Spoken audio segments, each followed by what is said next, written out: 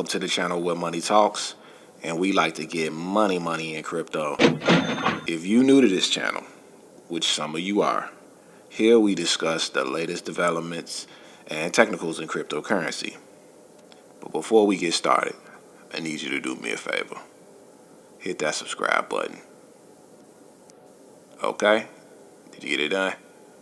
Okay, cool. Let's get to it. Show me the money. Today's top 5 trending cryptocurrencies on social media are: number 1, Bitcoin. Ethereum comes in second, BNB in third, fourth is Cardano, and last place is Aave, which is one of my favorites.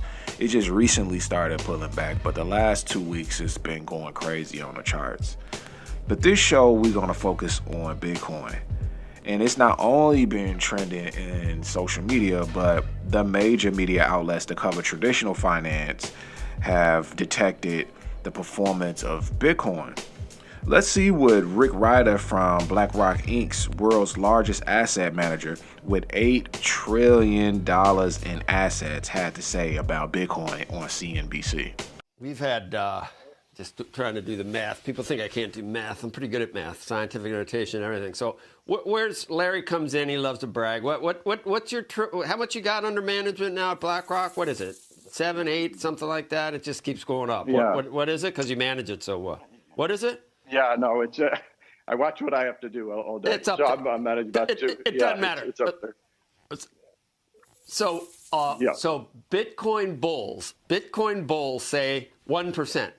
Even just as a hedge against money printing, put 1% into Bitcoin. I'm trying to figure out what 1% of 7 trillion would mean for Bitcoin. That would be. What are you doing? Are you doing anything? Are you recommending anything? What's BlackRock got in the works for Bitcoin? Or yeah, go ahead.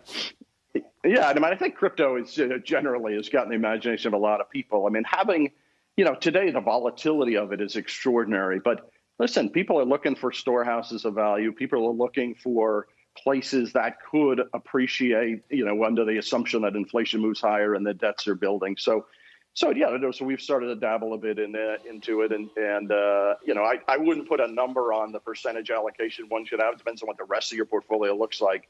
But listen, I think you talked about one of your shows. My sense is the technology has evolved and the regulations have evolved to the point where a number of people find that it should be part of the portfolio, and so that's what's driving the price up. Can you speak to BlackRock's eventual plans? What would you be recommending? You're not as old as Mellon. You got a lot more money, but that's one of the oldest banks around. They saw fit to make a comment. What do you think will happen down the road?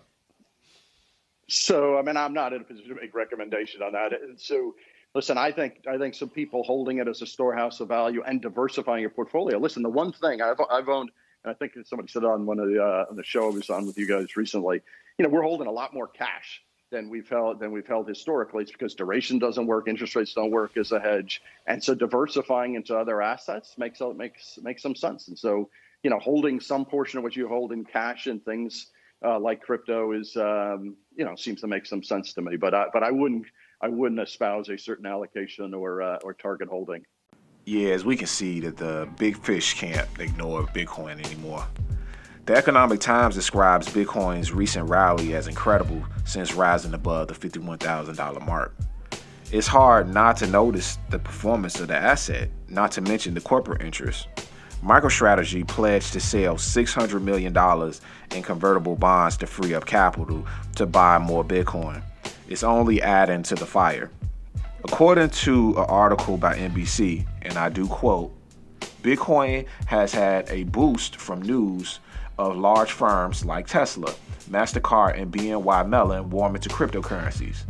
Tesla last revealed it had bought $1.5 billion worth of Bitcoin and plans to accept the digital coin as payment for its products, while MasterCard said it would open up its network to some digital currencies.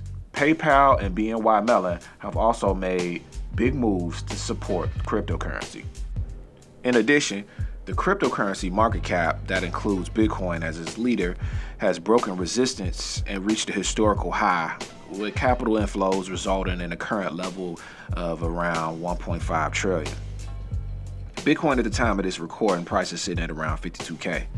In my honest opinion, we have a little bit more room to grow.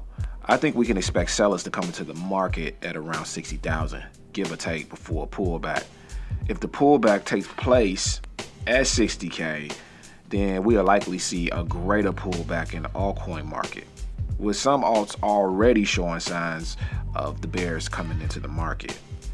But what do you guys think? Do you think Bitcoin will go to 60K? Will profit takers come in at that price? Or will price go parabolic and beyond? Why don't you guys let me know in the comments?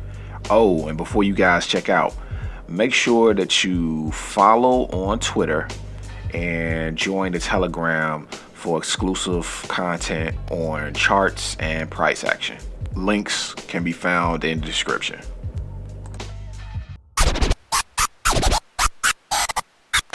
Here comes the money.